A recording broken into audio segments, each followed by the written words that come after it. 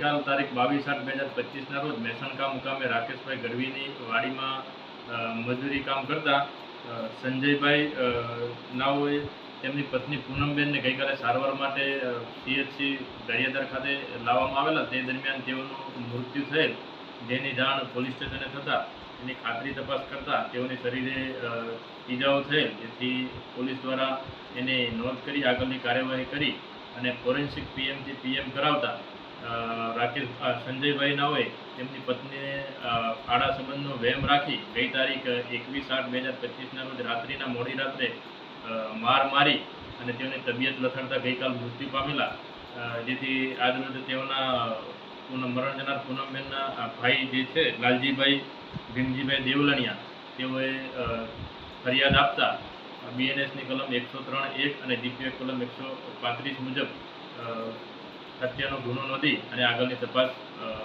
હાથ ધરવામાં આવેલ છે અને આરોપીને હસ્તગત કરી લેવામાં આવેલ છે. મારી બેનને સાફ કહ્યું તો નથી, મારી બેનને મારી નાખી છે. એ વ્યક્તિ દારૂ પીતો. અમારું નામ મંજુબેન છે. અમને ખાસ ખબર છે કે અમે એને જોયેલો છે, અમારા બાજુમાં રહી ગયો છે. અમે અમારે જ્યાંથી બધું એને પૂરું પાડતા, તો એ પીની મૂઢ માર મારતો અમને ખાસ ખબર જ છે.